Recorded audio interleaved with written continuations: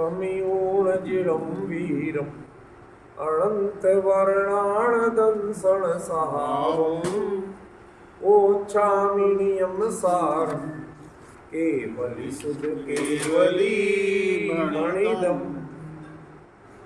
नियम सार परमागम है।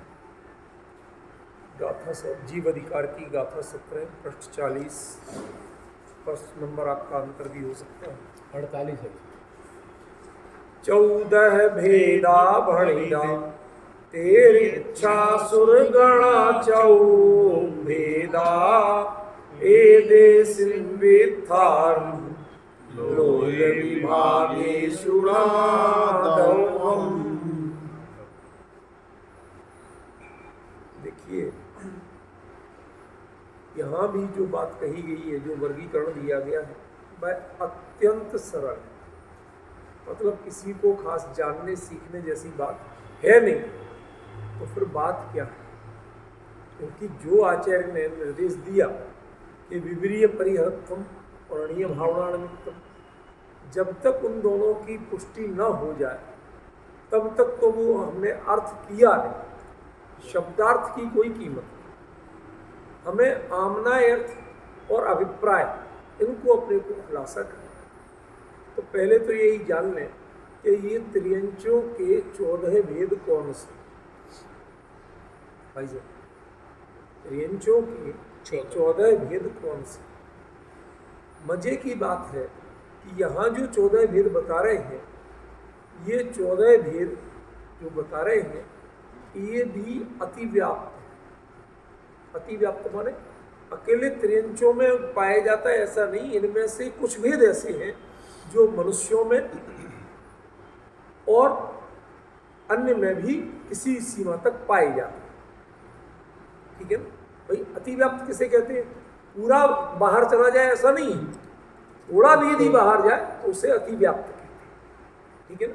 उसी दृष्टि से अपन बात कर रहे हैं कि जो त्रियंचों के 14 भेद हैं कौन से।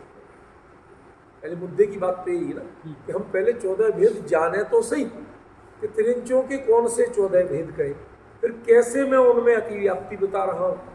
ठीक है ना? वो भी समझे। ये तो ही होगी एकदम सामान्य जानकारी। फिर अपने को मुद्दे की निकालना कि इनके जानने से किस तरह से जानना कि विपरीतता का परिहार। ठीक है ना?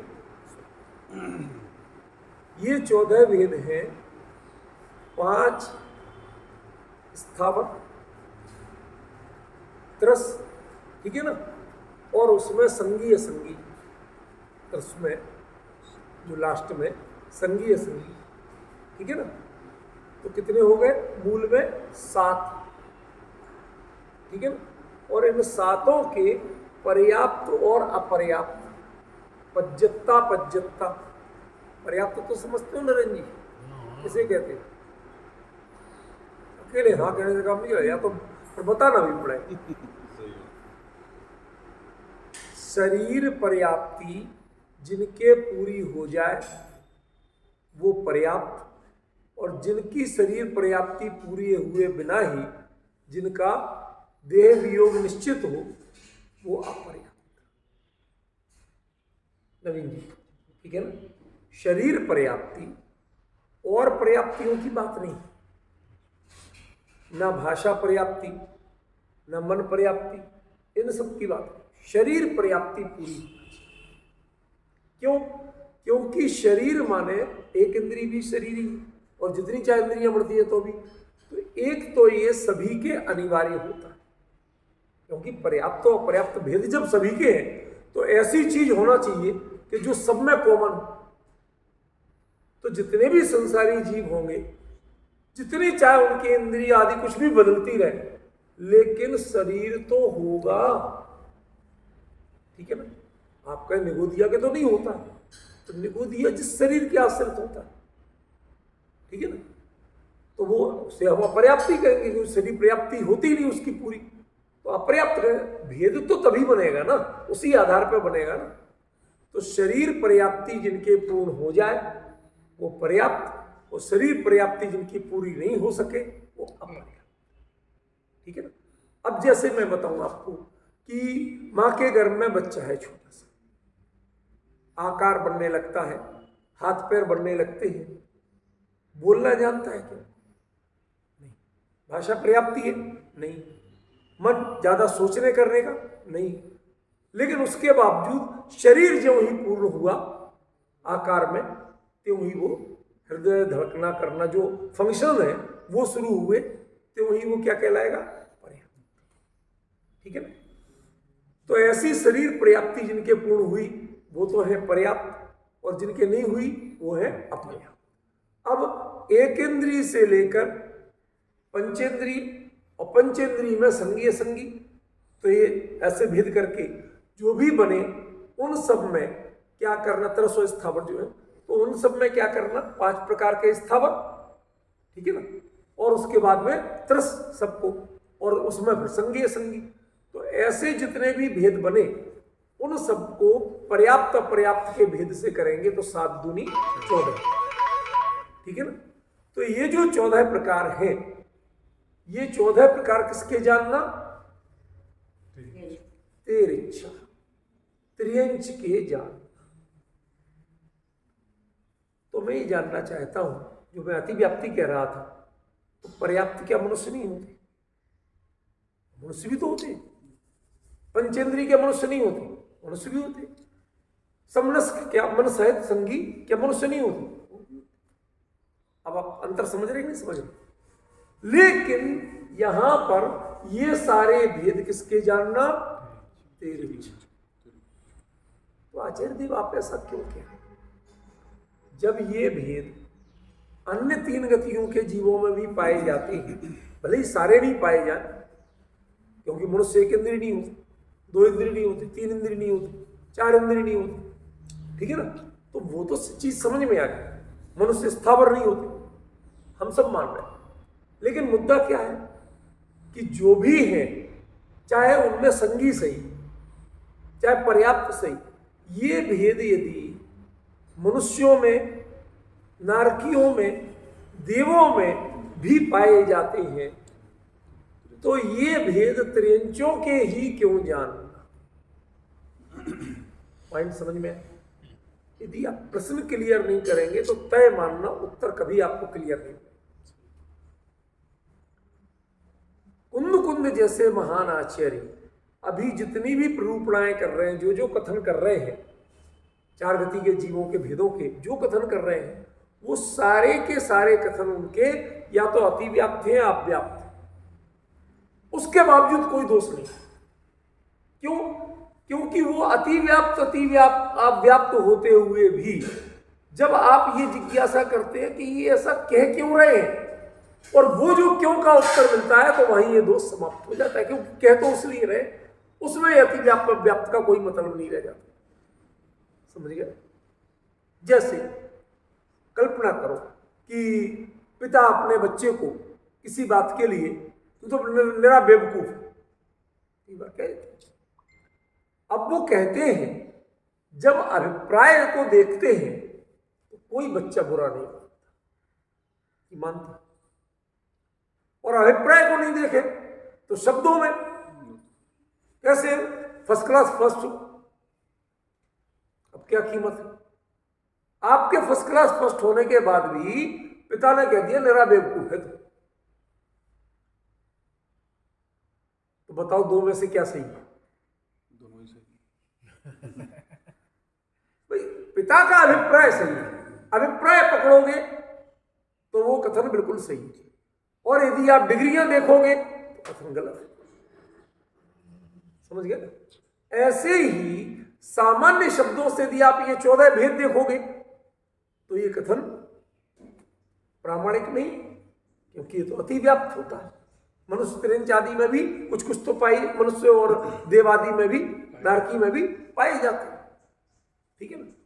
लेकिन जब कुंद कुंद ये मात्र त्रिंचों के भेद कह रहे हैं, उसका मतलब क्या है, उसका अभिप्राय क्या है, वो अभिप्राय आज अपने को क्लियर करना है।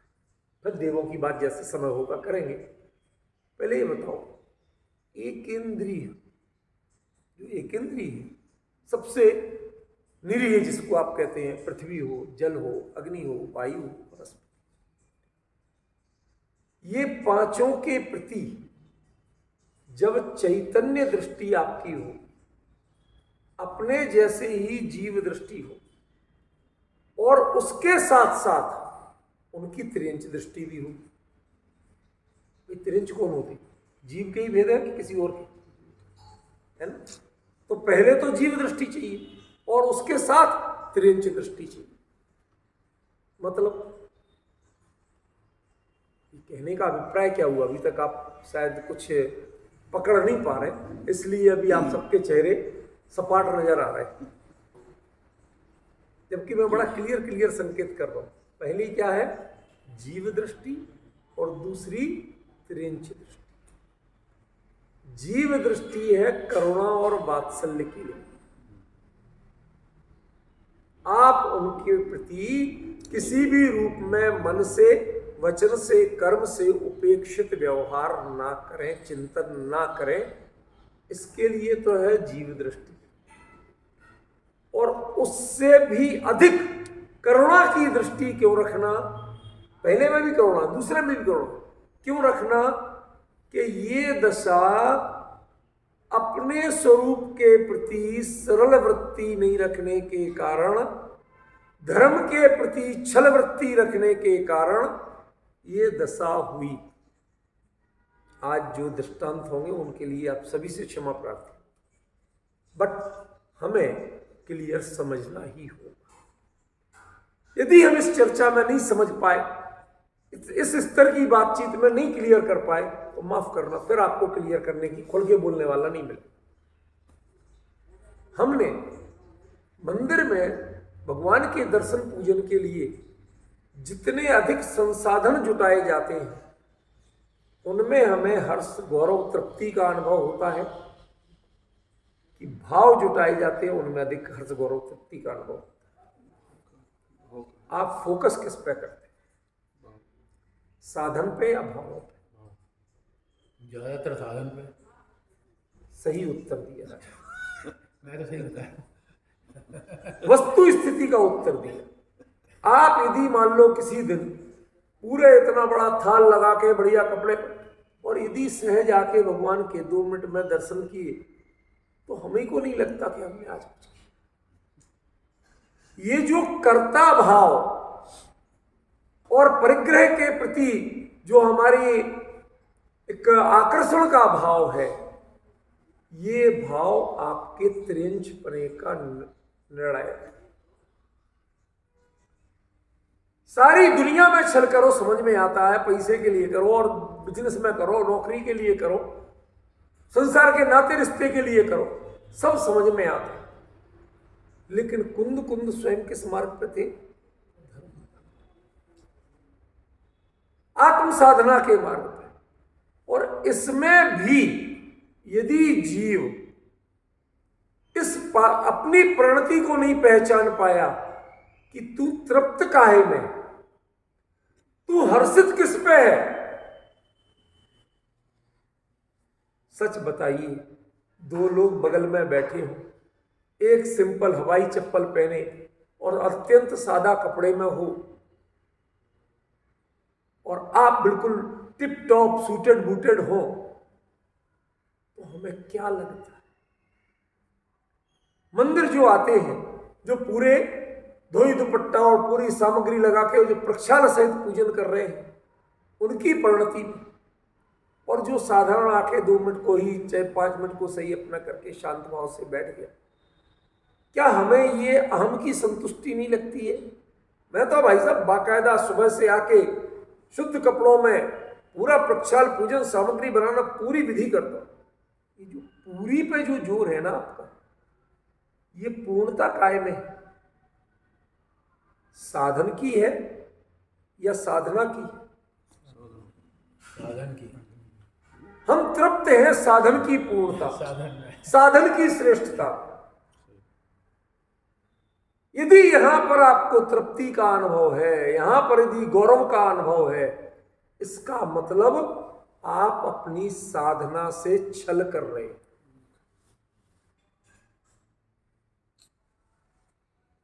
अरे अन्य कार्यों में छल करें तो एक बार क्षम्य सा लगता है, क्षम्य होता नहीं है, कर्म तो उसके भी बनते हैं, लेकिन क्षम्य सा क्यों लगता है? क्योंकि उसमें संगीपना नष्ट नहीं।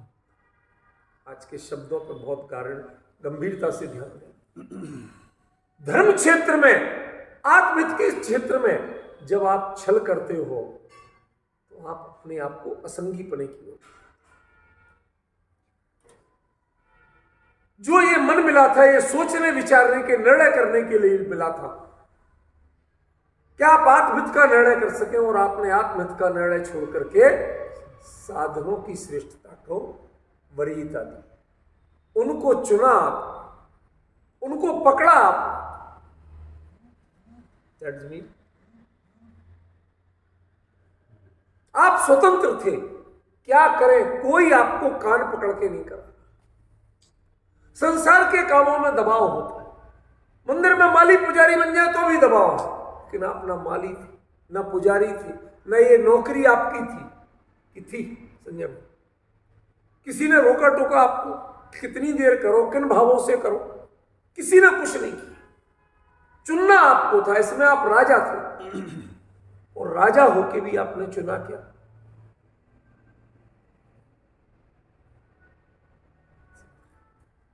साधना छोड़ के साधन चुना, मार्दव छोड़ के मान चुना, अपरिग्रह छोड़ के परिग्रह चुना। भाई साहब, ये जो चुना, और जबकि सबसे बड़ी बात है कि आप अच्छी तरह जानते हैं कि ये सही नहीं है, इतना विवेक सबके पास है, उसके बावजूद मोह के उदय की प्रबलता कि व्यक्ति इनको चुनता है, उसको नहीं चुनता। अभी अमित जी भाई साहब क्लियर कह रहे थे, बिल्कुल सही उत्तर वही है कि कीमत तो भाव की करनी चाहिए, लेकिन होती किसकी है? भाई साहब, मुद्दा ये नहीं है कि करना चाहिए क्या, समझ आपकी कितनी अच्छी है, समझ के साथ साथ भाव और एक्शन, इन दोनों पर भी तो जो पराधीन नहीं है, कम से कम अकलंक देव आचार्य हुए, उन्होंने स्वरूप संबोधन पंचविंशति ग्रंथ लिखा, उसमें एक बड़ा सुंदर प्रयोग, वो कहते हैं, आत्माधीने फले तात यत्नम किम न करिष्यति। तात शब्द हमारे यहाँ अत्यंत आत्मीय माना, अपने बाप को भी कहते हैं और बाप बेटे को। दरअसल वो किसी रिश्ते का वाची नहीं, कई लोग समझते तात माने पिताजी, नहीं, तात बेटे को ही कहते हैं नॉर्मली, तो जो सुना नहीं, बता रहा हूं। अभी आपके रामायण महाभारत के प्रसंगों में पढ़े तो वहां जितने सुनेंगे वहां तात माने पिताजी को कहना। आपको निराधार बात नहीं करूंगा भाई साहब, जिम्मेवारी से बात कर रहा हूं, लेकिन दरअसल संस्कृत में जिसके प्रति अत्यंत आत्मीयता हो उसके लिए यह संबोधन, ठीक है। तो आत्माधीने फले तात, अत्यंत आत्मीयता पूर्वक कह रहे भाई साहब, जो कार्य तुम्हारा पराधीन था उसको तो चलो तुम कर पाए नहीं कर पाए, संभला तुमसे नहीं संभला, कोई बात नहीं। आत्माधीन, जो अपने अधीन है, जिसमें कोई तुम्हें पकड़ नहीं रहा, मजबूर नहीं कर रहा, बिगाड़ नहीं रहा, उसमें यत्नम किम न करिष्यति, उसमें तुम प्रयास क्यों, उसमें क्यों बह जाते? अरे बेड़ आ रहा हो पानी का, बाढ़ आ रही हो, उसमें बह जाओ तो समझ में आता है, ठीक है ना। और तुम घुटने घुटने पानी हो और उसमें बह गए, समझ में कम आता है। आप संसार के मामले में संयोग आपके अधीन नहीं, वो उनको हम अधिक कर्माधीन मानते। भाई साहब, नहीं मिल पाई व्यवस्था, स्टेशन पहुंचते पहुंचते 2 मिनट लेट हो गए, छूट गई ट्रेन, नहीं मिल पाई, वो तो कर्माधीन है। लेकिन उसके बाद अपने परिणाम संकलेश रूप करो या धैर्य रूप करो, ये तो आपके आत्माधीन था। उसमें प्रयत्न क्यों नहीं करते? कौन कह रहा है? आचार्य भट्ट कलंक देव स्वरूप संबोधन पंचविंशति ग्रंथ। कभी मौका लगा कि बार याद दिलाना, कभी जब क्रम आया, वो छोटा सा, बहुत छोटा सा, कुल 25-26 छंद है, कोई लंबा चौड़ा ग्रंथ नहीं, लेकिन उसका एक एक शब्द ऐसा है कि सीधे अपील कर रहे हैं, वहां फिरा के भूमिका की कोई बात नहीं, जो कुछ कहा गया बिल्कुल स्पष्ट सपाट। तो ये प्रकरण यहां पर विचारिए कि तेरिच्छा 14 भेदा, त्रियंच 14 प्रकार के हैं, एक एक के प्रति एक इंद्रिय से संगी पंचेंद्रिय तक, पर्याप्त से अपर्याप्त, पर्याप्ति क्यों नहीं मिलती भैया? आपने वह गति तो पा ली, आयु बंद कर लिया मनुष्य का, और पर्याप्त नहीं, शरीर पर्याप्ति भी पूर्ण नहीं हुई, उसके पहले देह वियोग। उस अवस्था में कि जहां मनुष्यत्व का एक भी कार्य संपन्न नहीं कर पाया, बताइए वह अपर्याप्त स्थिति मनुष्यों की किस काम की है? उसे आप मनुष्य गति किस रूप में कहेंगे? सम्यक दर्शन कर सकते, व्रत कर सकते, श्रेणी आरोहण, कुछ भी किसी काम की, तो मनुष्य थे कि नहीं थे? कर्मोदय के थे, हमारा क्या? ये सब जो विडंबनाएं यदि बन रही हैं, ये अपर्याप्त की जो कहते वो सब त्रियंच ही है। मनुष्य होके भी यदि इस रूप में आपका परिचय वर्गीकरण होता है, तो आप त्रियंच हैं। अपने परिणामों के छल को पहचानिए, किस छल का दुष्परिणाम है ये पहचानिए। भाई साहब, आज जब हम कहते हैं, पहली बात बॉम्बे में बहुत साल हो गया, अब तो उनके बच्चों की भी शादी हो रही है, तो हमारे एक परिचित थे, उनकी शादी पे गए, वानखेड़े स्टेडियम उनने किराए पे लिया हुआ था, उसमें पूरे में कर रहे, बड़ा भव्य आयोजन उन्होंने अपने हिसाब से किया। खैर वो बात अलग हो गई। उनकी हम एक प्रसंग बताना चाहते आपको कि अब शादी का, हम तो भैया घर से अपना उनसे कहा था, नौकर था, उससे थोड़ा सा बना दे भैया, मैं अपना खा लूँ, चलेंगे तुम्हारी शादी में, रहे दिन भर तो रहे। अब मन क्या लगे, किस चीज में मन लगे, तो अपन जैसे ठल्ले आदमी अपना थोड़ा चलो टहल कदमी करना, तो चहल कदमी करते निकले, तो पीछे देखा कि गार्ड वार्ड खड़े हैं, और वो मनुष्य तो जूठन जो फेंकी जा रही, पक्के ऐसे पड़ रहे हो, उनमें से बीन बीन के खा रहे, और वो गार्ड उनको तो डंडे मार के भगा रहे, और वहीं कुत्ते और गाय वगैरह भी खा रहे, तो वो खा रहे। मतलब मनुष्य की कीमत त्रियंचों से, कुत्ते गाय सूअर से भी कम, और वो उनको डंडे नहीं पड़ रहे, पर मनुष्यों को डंडे पड़ रहे, उसके बावजूद वो डंडे खा के भी झपटते, चोट खा के भी झपट रहे। एक के कंधे पे देखा डंडा पड़ा, नील पड़ गया, गार्ड ने मार दिया था, और उसके बावजूद वो चोरी छुपे दाएं बाएं से आके थोड़ा सा लेना चाहे, झूठ में फेंकी गई। भाई सब कौन है? जिसका परिचय खाली तुम संगी असंगी रूप में देते हो, जिसका परिचय पर्याप्त अपर्याप्त के रूप में देते हो। ये जितने भी परिचय हैं, ये देहाधीन परिचय हैं या आत्माधीन परिचय? एक इंद्रिय, इंद्रिय किसकी होती है? आत्मा कभी एक इंद्रिय हुआ? कभी हुआ? कभी आत्मा एक इंद्रिय, दो इंद्रिय वाला आत्मा हुआ कभी? किस आत्मा की पहचान है एक इंद्रिय और दो इंद्रिय? आप जीव कहते तो हो, ये जीव की पहचान नहीं है, ये मात्र त्रिंच की पहचान है, ये मात्र आपके मायाचार की पहचान है, ये मात्र आपके अपने आप के साथ किए गए छल की परिणति है। इन जितने भेद हैं, इनमें प्रत्येक में देखो तुम्हारा अपने आप के साथ किया गया छल बोल रहा है, वह रिफ्लेक्ट हो तो समझना आपने त्रिंचों की 14 भेद जाने, वरना तेरे इच्छा 14 भेदा का मतलब क्या है? जनरल नॉलेज का विषय नहीं है नियम सार। ये बात ऐसी कही गया आचार्य ने जैसे जनरल नॉलेज की बात कर रहे हैं, बच्चे भी जानते हैं, कौन नहीं जानता? नवीन जी भाई साहब, कौन नहीं जानता? और इससे कौन सी भावना की पुष्टि हो जाएगी भैया कि 14 प्रकार के त्रिंच होते हैं? अरे इन सब प्रकारों को जानो और उनमें त्रियंचपना पहचानो। ये सारी जितनी प्रणतियां हैं, तुम चेतन होके तुम्हारा इन रूप में परिचय दिया जा रहा है।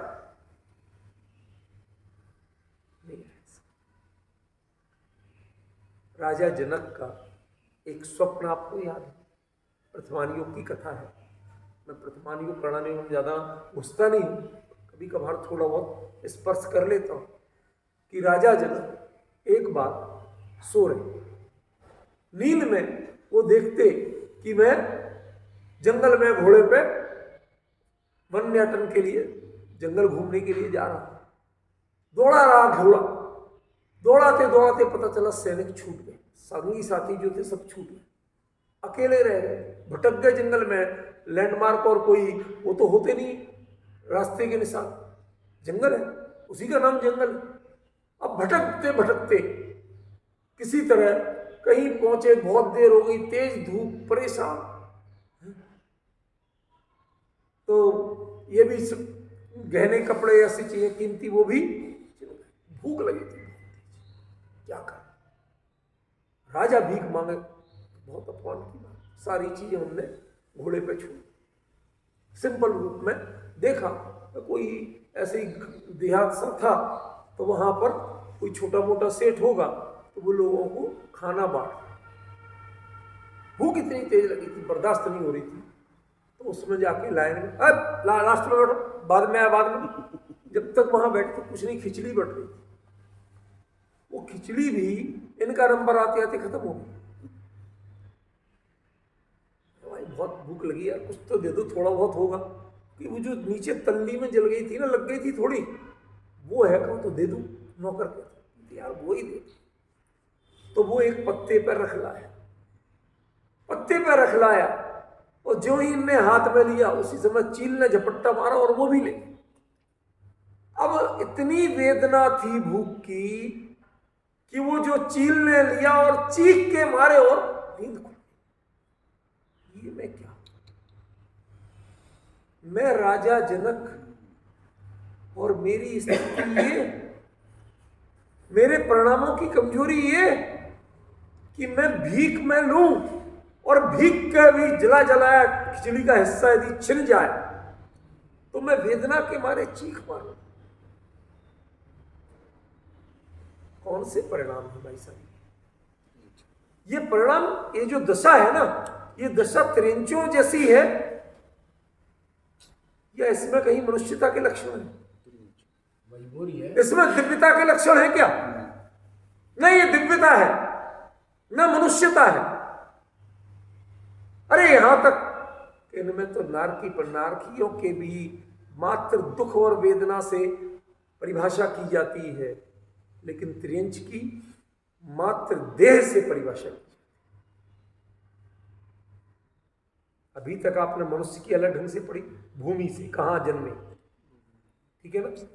नारकियों की किन भूमियों में रहते हैं, वो दुखों के आयु, वो सब चर्चा हो चुकी है, मैं रिपीट बिल्कुल नहीं करूं। लेकिन यहां त्रियंचों की जो परिचय दे रहे हैं, जो आपको परिचय करा रहे हैं, वो कैसे करा रहे हैं? 14 भेद ये सब देहाश्रित भेद है। जब आपका परिचय देहाश्रित और संयोगाश्रित चीजों से कराया जाए तो आपका परिचय त्रियंच के रूप में दिया जा रहा है, जीव के रूप में नहीं दिया जा रहा। क्या ये समझने का साहस है? क्या ये विचारने की हिम्मत है आप में? देहाश्रित परिचय, संयोगाश्रित परिचय वह त्रियंचों का होता है, वह मनुष्यों का नहीं।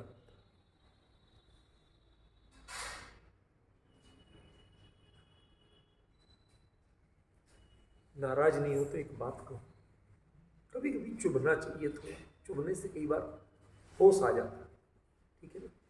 लोग वहाँ देखते हैं कभी कभी जो असंगी जैसा हो जाता है, चिमटी काटते हैं कुछ करते हैं तो होश आ जाता, सावधान हो जाता। ऐसे ही कर रहा हूँ, कोई बुरे भाव से नहीं। यदि मान लो आप कोई जाते लड़का देखने, लड़की देखने, जो गुणों से, कुल गौरव से, संस्कार से निर्णय करने की जगह जो मात्र देह से निर्णय करते, तो क्या जी पशु खरीदने आए हो? क्योंकि यदि घोड़ा खरीदना हो तो उसकी देह बल देखा जाएगा, सौष्ठव देखा जाएगा। गाय खरीदना हो तो दूध कितना देगी नहीं देगी ये देखा जाएगा, बुरा तो नहीं कहता, समझ गए। गधा खरीदना हो तो भार कितना ढो पाएगा वो देख, सारे उसमें दैहिक जो लक्षणों से पहचाने जाते हैं, जिनका मूल्यांकन होता है, वो तो त्रियंच होते हैं। वो सारी परिस्थितियां जिनकी दृष्टि दैहिक दृष्टि है, आपके लक्षण त्रियंचों के हैं, मनुष्य आदि के नहीं। एक इंद्रिय से लेकर के संगी पंचेंद्रिय, पर्याप्त से लेकर अपर्याप्त, जितने भी आप स्वयं को फील करते हो और दूसरों के मूल्यांकन करते हैं। शब्द ध्यान देना नरेंद्र जी, क्या आप स्वयं को फील कर रहे हो? अरे भाई साहब तो नामकरण की स्थिति जरा ऐसी सांवली, हमारा गला तो जरा ऐसी है, दुस्वर नाम का। क्यों भाई साहब? यदि आपने नामकरण के उदयजन्य परिस्थितियों में अपनापन स्थापित किया है तो आपकी गणना भी त्रियंचों में है, मनुष्यों में नहीं है। अब जरा भावना को पहचानिए, नहीं है भावना निमित्त। एक क्षण को भी नामकर्म के उदयजन्य परिस्थितियों में यदि मैंने अपनापन स्थापित किया हो, तन्मयता मानी हो, उससे अपने को छोटा बड़ा माना हो, अमित जी भाई साहब, तो उसी क्षण जान लेना कि तुम्हारी देह तो मनुष्य की भले ही थी, लेकिन तुम्हारी अंतरंग प्रणति त्रियंचों की थी, तुम्हारी गणना त्रियंचों में।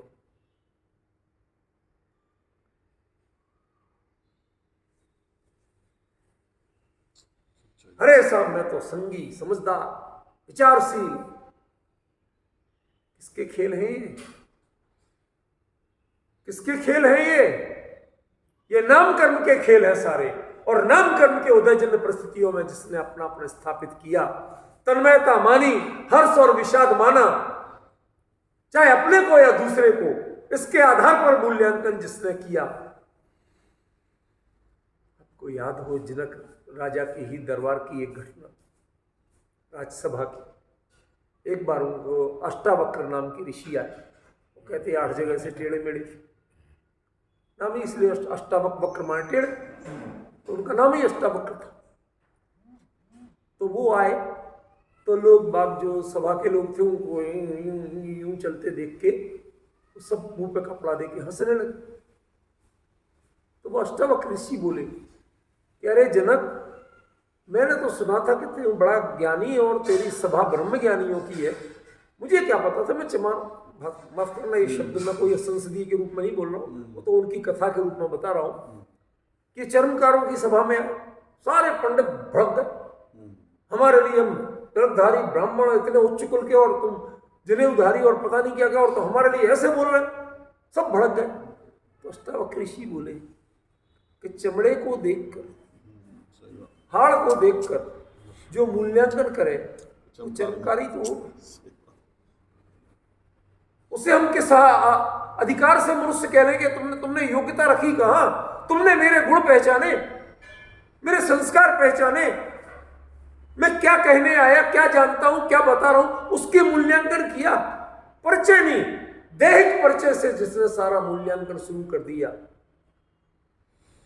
जिसकी मोह की प्रवृत्ति जागने लगी, ये सुंदर है, ये क्रूर है, ये पूरा है, ये अधूरा। अरे चेतन कभी अधूरा होता है नवीन जी भाई साहब? चेतना कभी अधूरी होती है? सारे नामकरण के उदयजन्य परिस्थितियों में आपने मूल्यांकन कर करके चेतनता को, चैतन्य को विसरा दिया, उसकी उपेक्षा कर दी। इसका नाम है तेरच्छा 14 भेदा। ये है 14 प्रकार के त्रियंश। ये विपरीतता का परिहार करो, तुम उनको नहीं सुधारो, ना उनकी गति सुधरेगी ना तुम्हारी गति सुधरेगी। यदि अपनी परिणति सुधारोगे तो तुम्हारी भी गति सुधरेगी और उनके प्रति तुम्हारी दृष्टि सुधरेगी।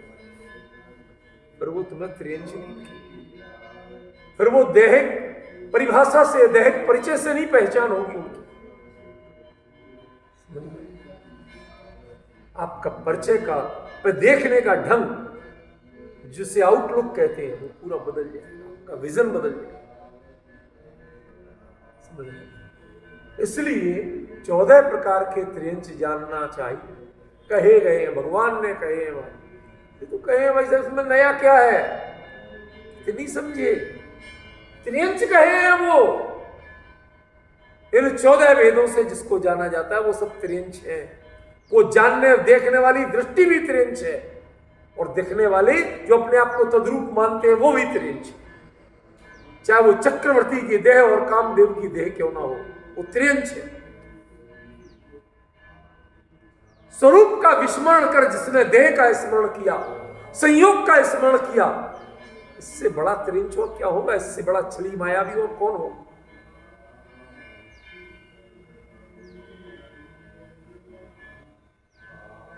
क्या अर्थ है और क्या अर्थ लगाया जाता है। आप पढ़ लीजिए, टीका पढ़ लीजिए, नीचे पढ़ लीजिए 14 भेद। वो 14 भेद पे बात तो खत्म हो गई, लेकिन उसके साथ तिरच्छा क्यों कहा, ये छुपी।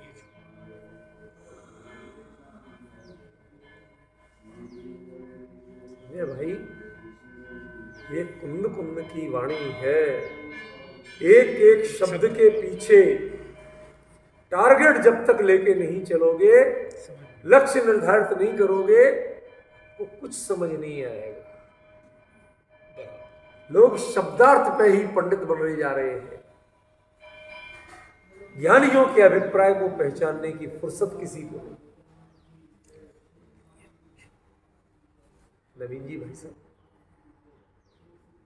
मैं तो आगे वहां तक पहुंच गया था, लोहे विभागे सुना तक तुम, मुझे एकदम ख्याल आया यार, असली मुद्दे की चीजें तो छूट रही है सर।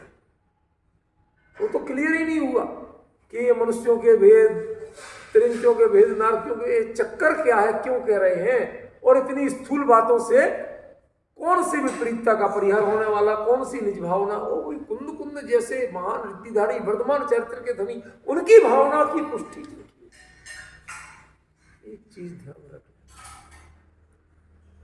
जो सारे गांव को, सारे कुनबे को बना के खिलाता है, भूख उसको भी लगती है। शब्द पे ध्यान, जो सारे घर को बना के खिलाता है, भूख उसको भी लगती है, खाना उसको भी चाहिए। ऐसे जो आपको ज्ञान भोजन दे रहे हैं, उन्हें भी जरूरत होती है अपनी स्पिरिचुअलिटी की पूर्ति के लिए, उसे अपग्रेड करने के लिए, उसे संदीप्त बनाए रखने। समझ गए? वो है नहीं भावना निमित्त का अर्थ। अपने लिए उसे क्या चाहिए वो ही निकालेंगे, वो चीज नहीं निकालेंगे जो वो सबके लिए बना के देगा, सबकी पसंद का बना के देगा, लेकिन अपने लिए वही निकालेगा जिसमें जो उसे पसंद होगा, जिससे उसकी भावनाओं की पुष्टि होगी।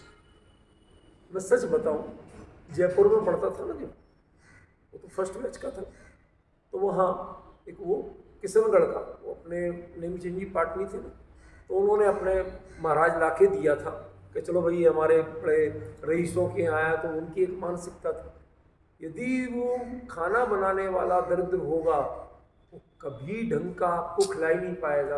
उसने जिसने जिंदगी में नहीं खाया वो उसकी सोच ही नहीं पड़ेगी वहां तक। तो उन्होंने अपनी ओर से तो सही लाके दी। अब लेकिन सेठों के यहाँ तो बीबियां यूं देखने वाली होती, कंट्रोल में रहते, वो छोटी मोटी चीजों से फर्क नहीं पड़ता। लेकिन अब यहां आया तो यहां पर वो कहता उतने मौज कैसे मारे, यहाँ तो घी तेल जो मिलता वो रोज का नप तुल के मिलता है, इतने लोगों के लिए इतना घी, इतना तेल, इतना ये सब मिर्च मसाले रोज के निकलवाना पड़ता था स्टोर से, ठीक है। और हमारे गोकुल चंद जी जैसे एक, कोई मैं अन्यथा अभिप्राय से नहीं कह रहा हूँ, सज्जन व्यक्ति थे, बहुत मुमुक्षु थे, वो ऐसे महापुरुष कि वो बिल्कुल यदि मान लो उनका 250 ग्राम लगना तो 251 ग्राम नहीं जा सकता। मतलब हमारे यहाँ ऐसा रिकॉर्ड बना था कि उन्होंने देखा, बाजार गए, कम खर्चा होना चाहिए, स्वास्थ्य की चीज लो। लौकी आती थी तो 7 दिन लौकी मिलती थी।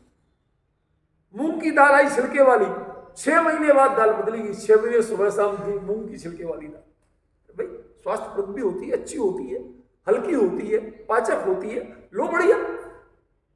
ऐसा चलता था। तो वो बेचारे महाराज को क्या बोला, तो वो कोशिश करता था घी की। तो हम लोग कई बार देखते थे घी यदि उन्होंने 1 किलो निकलवाया इतने बच्चों के लिए, तो वो जो छौंक वोंक जो कुछ करेगा सो करेगा, सबसे पहले जो घी आता था वो 2 एक जैसे कटोरे रखता था जिनमें निकलते थे, एक कटोरे में आधे से ज्यादा घी निकाल के अपनी चौकी के नीचे खिसका देता। अब बाकी जो है उसमें सब कुछ होगा। हम लोगों की रोटियों पर टच किया जाता था, समझ गया, होता। और जब वो उसके खाने का समय आता, सब लोग जाओ निकल जाओ, सबका हो गया, बढ़िया से बढ़िया कर दिया।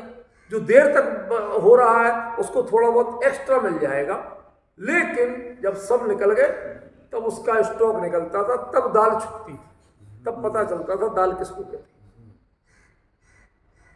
पकड़ा नहीं गया वो कभी? सबको पता था, लेकिन पार्टी में कहते भाई साहब ऐसा है, उसने हमारी कोठियों में ऐसे ही खाया है तो वैसे ही खाएगा, वो अपने लिए कैसे हल्का ले ले, तो मैं जैसा चाहे दे दे। डिफरेंस अपना दृष्टांत तो मूल वहां केंद्रित था ना, दुनिया को कैसा दे दे, अपने लिए तो वही लेगा जो उसे पसंद है, जो उसे अच्छा लगता है। ऐसे सबके लिए जिज्ञासावश अनेक प्रकार के विषय कुंद कुंद ने दिए, लेकिन नियमसार वो नीचे का कटोरा है जो अपने स्वाद के लिए, अपनी भावनाओं की पुष्टि के लिए लिया है। उसमें 14 प्रकार के त्रियंच, ये किस भावना की पुष्टि करना, निकालना पड़ेगा, पहचानना पड़ेगा किससे किस भावना की पुष्टि हो रही है।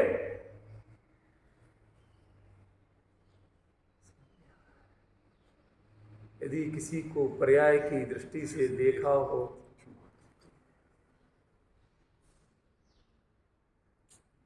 ये शब्द क्या ऐसे ही निकल आते हैं? ये शब्द दर्शन है कि प्रदर्शन है? आजकल हम लोग दोहराते हैं प्रदर्शन में, लेकिन जिनके मुंह से निकले थे वो दर्शन, वो प्रदर्शन नहीं, दर्शन की प्रकाष्ठा थी। समझ में क्या स्वरूप है, 14 प्रकार के। एक क्षण को भी हमने किसी का तिरस्कार किया हो, देह दृष्टि से देख के, संयोग दृष्टि से देख के, अरे उसका तिरस्कार हुआ या नहीं हुआ, पहले तुम चमड़े के पारखी बन गए, तुमने अपनी भूमिका, तुमने अपने भावों को त्रियंच जैसा बना दिया, तुमने अपनी दृष्टि त्रियंचों की, देह के सौंदर्य को देख के जो मोहित होते हैं, तुमने अपने आप को त्रियंच बना दिया। क्योंकि ये परखने की कला तो त्रियंचों में होती है, तुम में आई कहां से?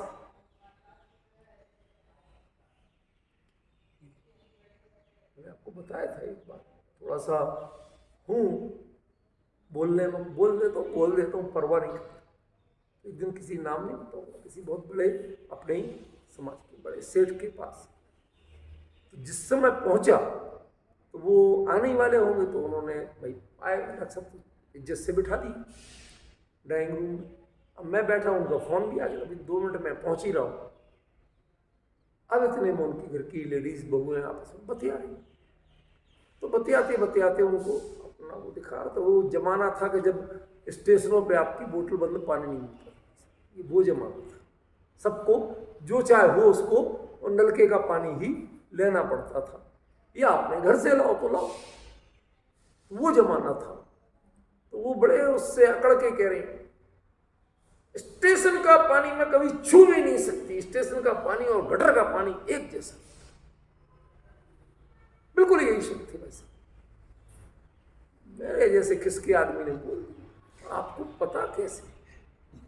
पी के देखा गया गटर का पानी पिया होगा। जिसने पिया नहीं, चखा नहीं, सूंघा नहीं, देखा नहीं, उसे पता कैसे है? आपने उससे उपमा की कैसे, तुलना की कैसे? वो याद कैसे आया शब्द आपको?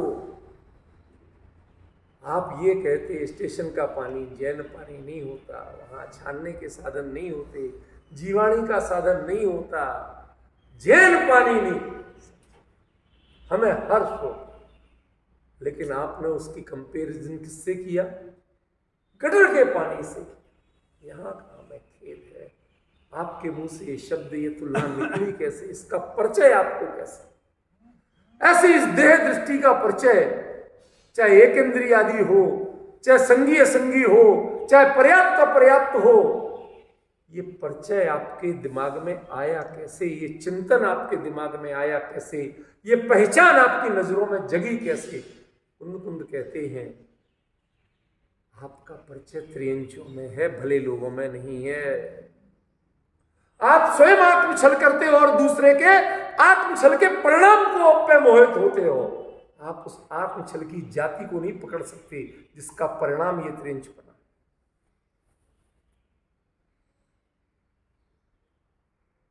बड़ी विडंबना है पहचानना। मैंने बहुत दिन पहले लिखा था स्टेटस पर, सारी दुनिया से छल करते हैं, उन्हें ये पता ही नहीं होता कि पहला छल वो अपने आप से कर रहे हैं, क्योंकि वो उन्हें पता है कि ये गलत है, ये ऐसा नहीं है, फिर भी कर रहे हैं। यही पता नहीं। अरे दुनिया की आंखों में धूल झोंको झोंको, अपनी आंखों में पहले क्यों झोंकते हो?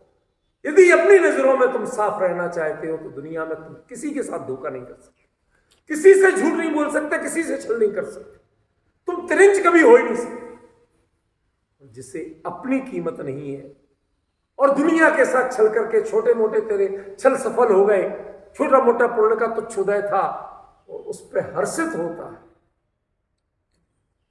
उस पर हर्षित होता है, गलती करता है और गलती पर हर्षित होता है। ये बड़ी भारी विडंबना है। इसका परिणाम है त्रिंच गति, इसका परिणाम है देह दृष्टि, इसका परिणाम है संयोग दृष्टि। आपकी भी पहचान उन्हीं में होगी और आप जिंदगी में पहचानोगे उन्हीं।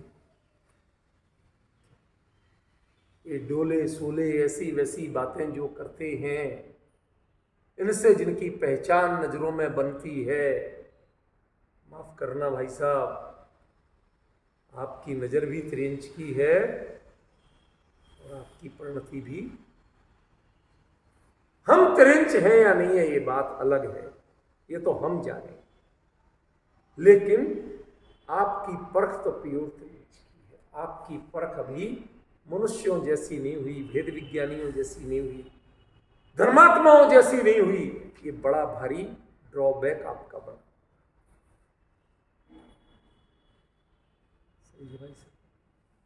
ये है तेरी इच्छा चल रही।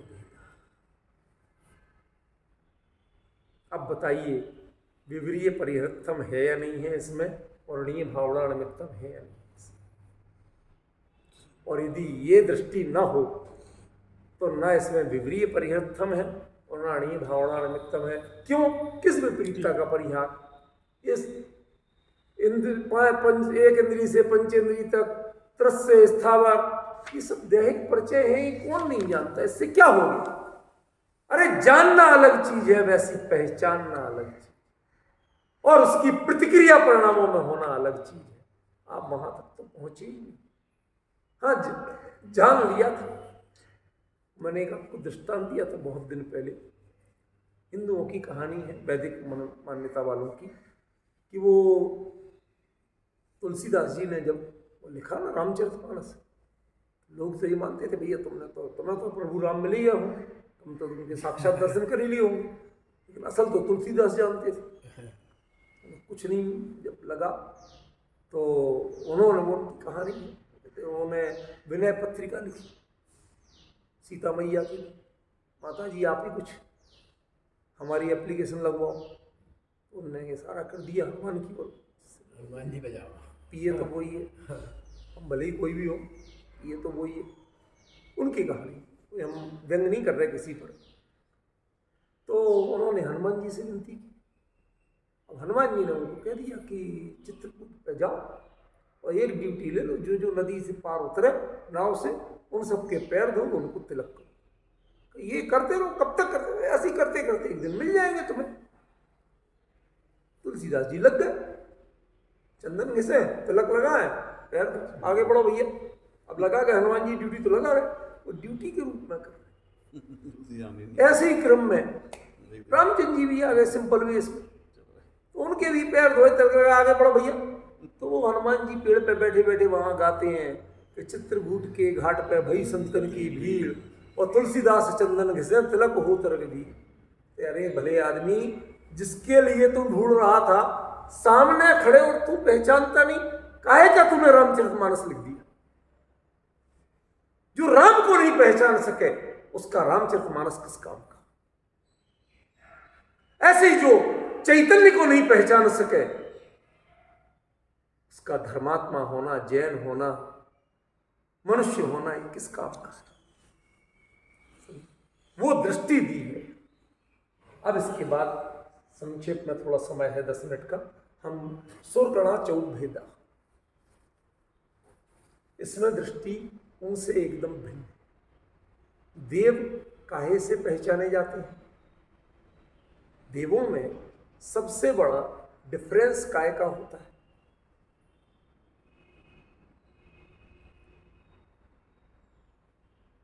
परिग्रह और स्टेटस। जैसे आपने इंद्र सामने पारिषद आत्मची सब पढ़े होंगे, कहीं कहीं अकेले अहमिंद्र होते जिन पर कोई ऑर्डर नहीं चला सकता, ठीक है ना? कहीं भवनवासी खुद तो ठाट बाट से रह लेते हैं, लेकिन जीवन किस में जाता है? कुछ व्यंतर आदि उनका किस मानसिकता में जाता है? कुछ ज्योतिषी हैं, दुनिया को चमकाते हैं, लेकिन अपने परिणाम उसका ठिकाना, समझ रहे ना? तो ये जितने जो वेरिएशन हैं इनमें, वो वेरिएशन किसका है? स्टेटस। सारी पहचान स्टेटस, सारा आत्मसंतोष, हमें कितना अधिकार मिला, कितनी क्षमता मिली, कितना वैभव मिला, सारी पहचान इससे हुई। बताइए, 4 प्रकार, 4 में से 3 के सम्यक दर्शन की 1% गारंटी। कौन कौन? भवनत्रिक, भवनवासी, व्यंतर, ज्योतिषी। ये तो तय है कि इनमें जन्मे हैं, तो ये जन्म के पहले सम्यक दृष्टि नहीं थी। यदि आयुबंध के समय सम्यक दृष्टि होते, जन्म के पहले सम्यक दृष्टि होते, तो ये वैमानिक में जन्मे होते, ये भवनत्रिक में नहीं आए। क्यों भाई साहब? 1 सेकंड में भवनालय चालीसा की मिट्टी पिट गई। सबसे ज्यादा इंद्र किसके होते हैं? भवनवासी। मैंने वो भवनालय चालीसा बोला ना, वो स्वयंद्रों का वर्णन करने वाली गाथा है। भवनालय चालीसा विंतर देवाण होंति तीसा कप्पा मरचौ वीसा चंदो सूरो नरो तिरियो। ये स्वयंद्रों की गाथा है। सबसे ज्यादा इंद्र किसके होते हैं? भवनवासी। सब कुछ है, पूरा ठाट बाट है, लेकिन 24 घंटे परिणाम सिर्फ मायाचार, छल, दूसरों को सैडिस्ट, जिसे इंग्लिश में कहते हैं, दूसरों को पीड़ा दो और खुद, जिसे हिंसा नंदी रौद्र दी। भाई साहब, हिंसा नंदी रौद्र ध्यान। आज की राजनीति भी देखो तो प्रति क्षण दूसरे को गिरा के अपने आप को चौड़ा मानते कि नहीं मानते? ये घरों में जितने आपके जो सो कॉल्ड सीरियल आपके घरों के ही एक तरह से झलक है, उनमें देखो हीरोइन कौन बनती? जो जितना ज्यादा छल में तेज निकलती। आपके मन में इंप्रेशन किसका जमता है? सीधी सच्ची का, उसे आप भोली कहते हैं, बेचारी कहते हैं। तो एवं ही एक और शब्द चलता है, क्या हरियाणा साइड का शब्द है एवं। ये तो यूं ही है, गिनती नहीं। सारी दुनिया गिनती कर ले, लेकिन बीवियों की नजर में तो यूं ही है। ये जो दृष्टिकोण है, सब कीमत कर लेंगे, लेकिन आप क्यों? क्योंकि आपके उनके प्रति दृष्टि जो है वो बहुत संकुचित है, और उस दृष्टि के कारण आप बाकी समस्त गुणों को तिरोहित करते हैं। ये दृष्टि क्या बताती है? आपने देवों के 4 प्रकार जाने क्या? 40-40 इंद्र होते हैं, दुनिया को इतना सता सकते हैं, सब कुछ कर सकते हैं, मर्जी चलती है उनकी, जिसके साथ जो छल करना चाहे कर सकते हैं, लेकिन उसके बावजूद सम्यक दर्शन की गारंटी नहीं,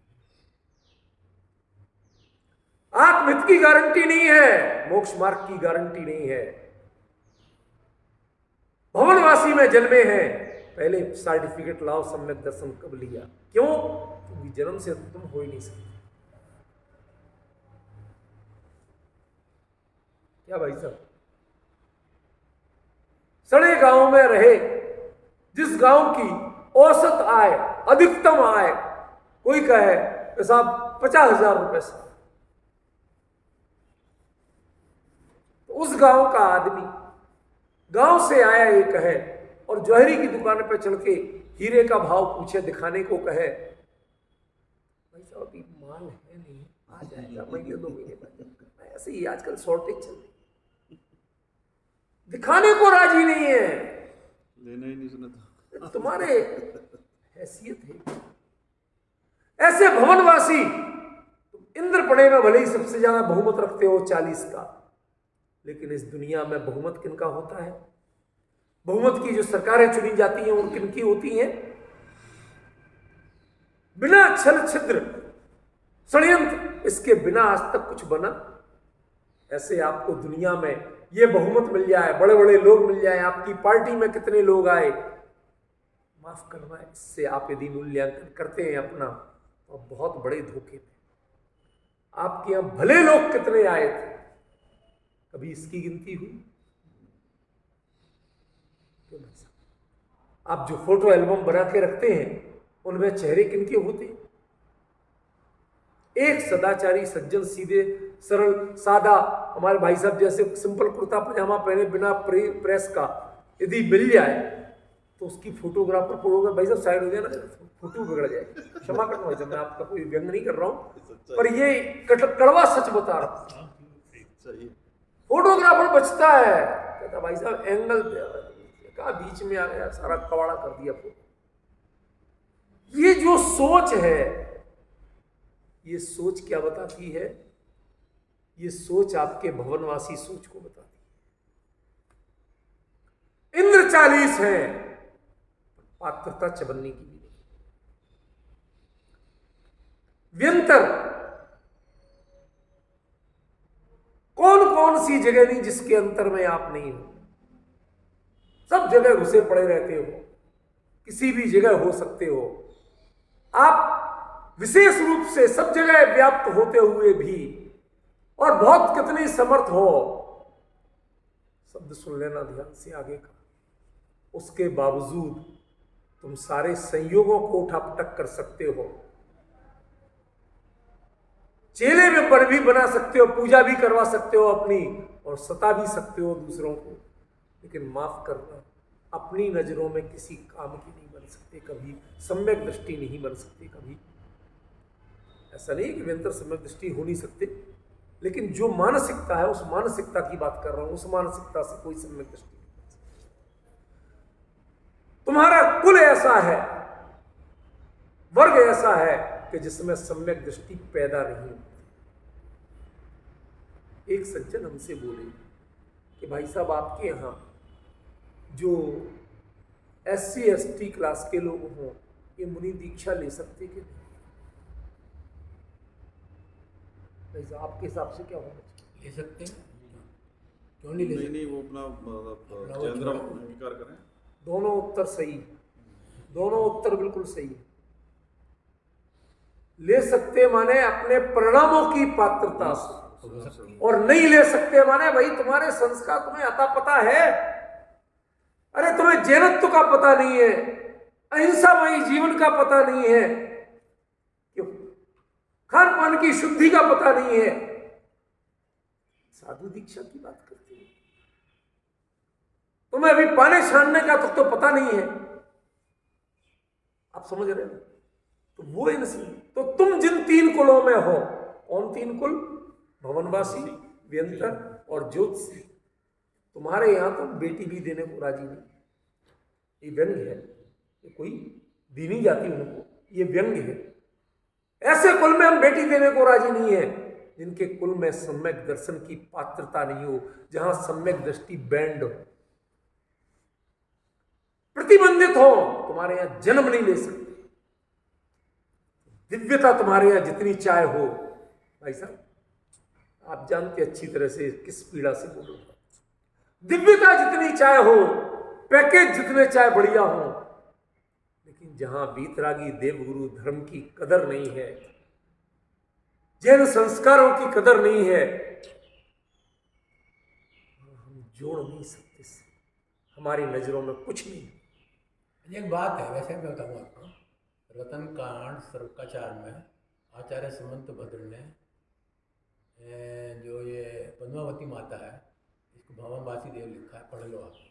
पढ़ा है, पढ़ लो। पढ़ लो क्या, मैं जानता नहीं। आगे बताओ आगे बताओ। आगे बताओ और क्या कह रहे तो मैं आप ये कह रहा हूँ, आप कह रहे हो ना छल कपट फलाना ढिमकाना, तो क्या छल कपट कर रही है जी? अब एक बात बताऊं राजकुमार जी, कभी कभी आपके प्रश्नों पे तरस आने लगता है। एक बात बताओ, कभी भी आप सभा में कहीं जाओ, राष्ट्रपति को आना हो, तो राष्ट्रपति से आगे अपनी फोटो खिंचवाओगे? राष्ट्रपति की कुर्सी में बैठने की कोशिश करोगे? तो मंदिर में क्यों रखते हो आप? मुद्दा वही तो ये मैं क्या कह रहा हूं, बीच में मत बोला करो, पर सुनने की हिम्मत रखो। यदि वो देवी हैं, थोड़ी भी सजीवित हैं, थोड़ी सी भी छटाक भर भी अक्कल है, तो उन्हें भगवान की वेदी के सामने बल्कि निषेध करना चाहिए। हटाओ, नहीं बैठा हुआ है, नहीं करो पूजा, वीतराग की पूजा करो। यदि तुम्हें थोड़ी सी भी अकल होती, थोड़ा सा भी विवेक होता, सम्यक्त्व की झलक भी होती, सम्यक दृष्टियों के साथ भी रहे होते, अरे तुम तो वीतराग ग्रंथ के वेदी के नजदीक उस मंदिर में रह के भी तुम्हें इतनी छटाक भर भी अकल नहीं आई कि तुम्हें अपनी पूजा करवा लेते हो और वीतराग की छुड़वा देते हो। इससे बड़ा छल और क्या हो, इससे बड़ी अज्ञानता और क्या होगी, इससे बड़ा मिथ्यात्व और क्या होगा? वो थोड़ी कह रही है, तुम कर रहे हो। एक बात बताओ, यदि मान लो मेरे घर पे आके, या मैं जहां पर प्रमुख हूं, आप सब मेरी बात मानते हो, और मैं कहूं कि नहीं उनको करो, और मैं खुद को पुजवाऊं? मैं घर का प्रमुख, आपके घर में यदि कोई मुनिराज आए हो आहार के लिए, बच्चे बहू पहली बार देखे, उन्होंने देखे नहीं थे, वो आके पापा जी के पैर छूने लगे, अरे पागल है, हम तो घर के, हमें कभी भी छू लेना। महाराज जी आप पहले हो, इतना विवेक है आप में कि नहीं है? उनमें इतना भी नहीं है कि 3 लोग के नाथ सामने विराजमान है, उनके लिए प्रेरणा दे, अपने अपने पैर पुजवा लेते हैं, शर्म नहीं आती उन्हें? किस बात के तुम आप बात करते हो भगवान के पास बैठने की? अरे आप पास तो क्या, दरवाजे के बाहर भी बैठने लायक नहीं। हमारे यहां तो जो चौकीदार जैसे होते हैं गेट कीपर, वो भी हाथ जोड़ के कहते भाई साहब भगवान के पास, वो उनकी मर्यादा के लिए होते हैं, अपनी पुजवाने के लिए नहीं। ये सबसे बड़ा छल है, ये आत्मघात जैसा छल है। समझ में आया? मैं तो चर्चा छेड़ नहीं रहा था, आपने छेड़ दी तो बता दिया। तो अभी तो मात्र चर्चा भवनत्रिक की हुई, समय हो चुका है, मुझे पता है अच्छी तरह। अब जो वैमानिक हैं उनके परिणामों की क्या विचित्रताएं हैं, उनमें कैसे समझना, क्यों सम्यक तुमच सम्यक दर्शन एक बड़ा कारण माना गया वैमानिक में उत्पन्न होने का। उसके बाद पहले स्वर्ग से लेके 16 स्वर्ग, 9 ग्रह, 9 अनुदिश, 5 अनुत्तर, ये जो डिफरेंसेस हैं, ये जो वर्गीकरण है, ये किस चीज से बन रहे हैं, इसका खुलासा अगली बार करूंगा। आज से वैमानिक उसमें सभी सम्यक दृष्टि होगी। नहीं नहीं, सम्यक दर्शन वैमानिक में जन्म लेने का कारण है, उसका अर्थ इतना है।